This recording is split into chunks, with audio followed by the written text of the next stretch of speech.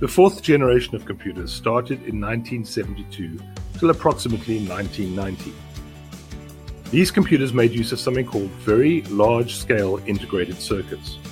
These circuits contained about 5,000 transistors and other circuit elements on a single chip. Computers became cheaper and smaller and therefore portable. No air conditioning was required. The concept of the internet was also introduced and networks began to be developed. In 1973, Xerox developed their Alto. The Alto was the first computer to support an operating system and to have a graphical user interface.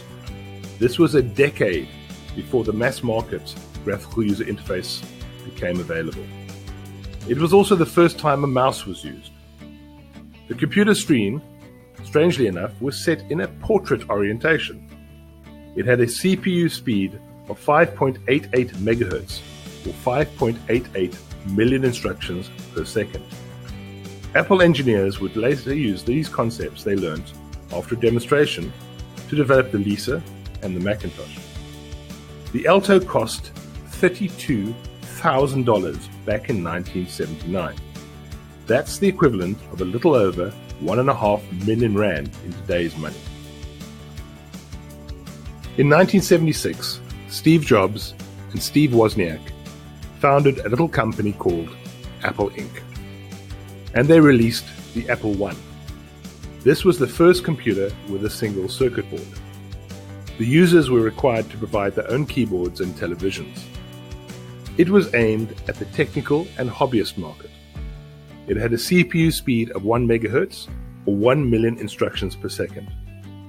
All these machines were hand-built by Steve Wozniak and cost $666.66, or if you like, a little over 42,000 rand in today's money. The reason for this price? Steve Wozniak liked the repeating digits and also represented a 33% markup on the $500 cost price. 200 units were produced and all but 25 were sold within 10 months. It was officially discontinued in October 1987. An Apple I today could sell for anywhere between $400,000 and $650,000 due to their rarity, or if you like, 5.8 to 9.4 million rand. In 1977, the Apple II was launched. This marked the first time Apple aimed its computer at a consumer market. It was branded towards households rather than businessmen or computer hobbyists. It had a CPU speed of 3 megahertz, or 3 million instructions per second. It cost $1,298, or if you like, a little over 77,500 rand in today's money. One of its defining features was its ability to display color graphics. This was the reason that the Apple logo was redesigned to have a spectrum of colors. In 1981, IBM released the first personal computer called the Acorn. It made use of Microsoft MS-DOS-1 operating system and had an Intel 8080 chip running at 4.77 MHz with 16 kilobytes of memory. It had 2 floppy disks and an optional color screen. It was the first time computers were sold by outside distributors. The prices started at $1,565, or the equivalent of 62,000 rand today. This computer popularized the term PC. In 1981, the Osborne I was launched. It was the first mass-produced portable computer.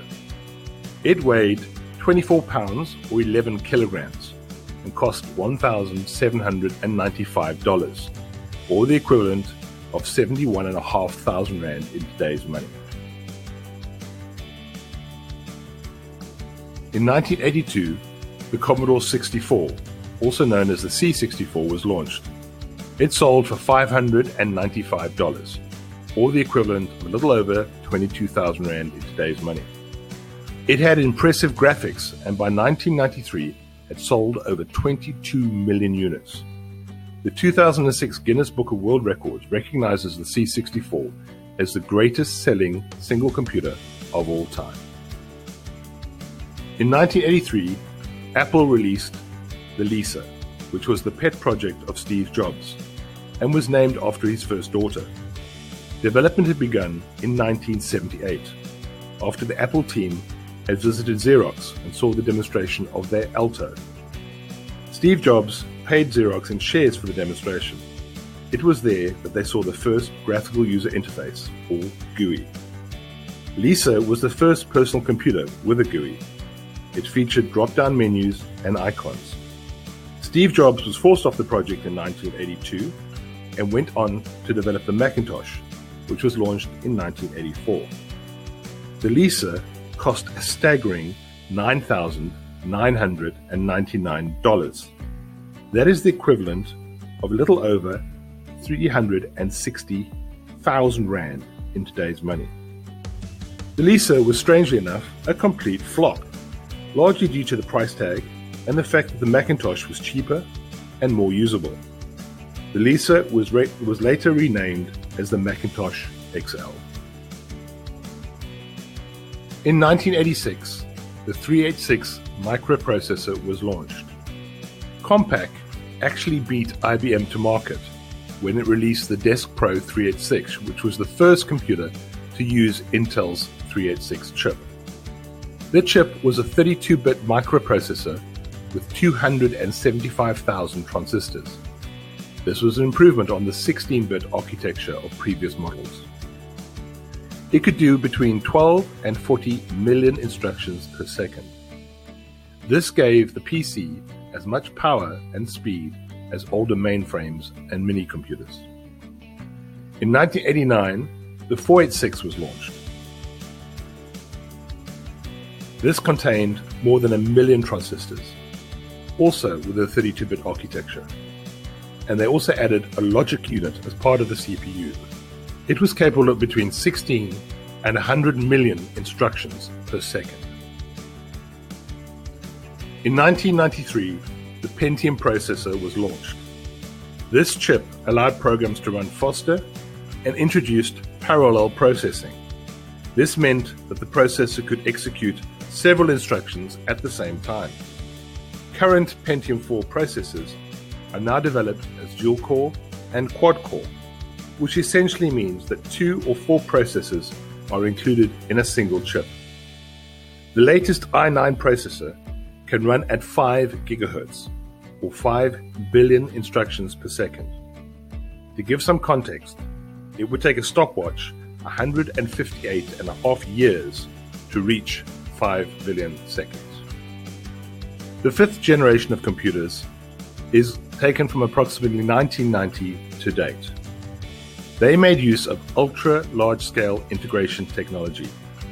These circuits contain tens of millions of transistors and other circuit elements on a single chip. Also based on parallel processing. It includes things like robotics, neural networks, gaming, expert systems, natural language understanding and generation, artificial intelligence, laptops, and mobile computing. In 2014, IBM was given the contract to build a supercomputer called Summit for the United States Department of Energy at a cost of $325 million.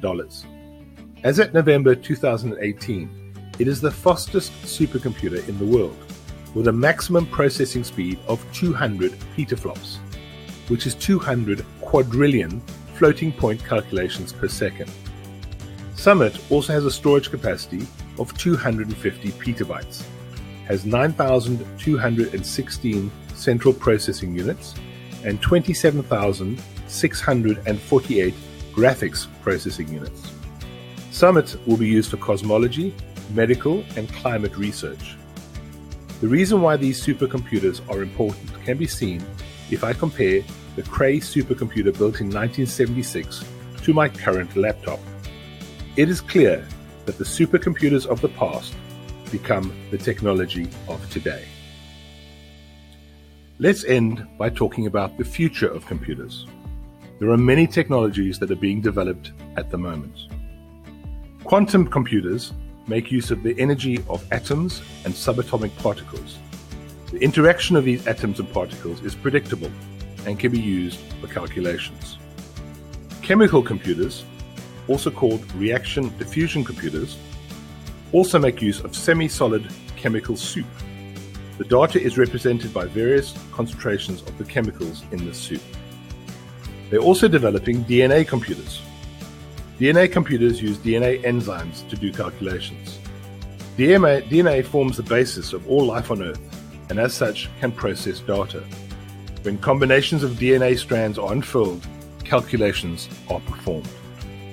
Lastly, optical computers use photons of light produced by lasers and diodes for computation.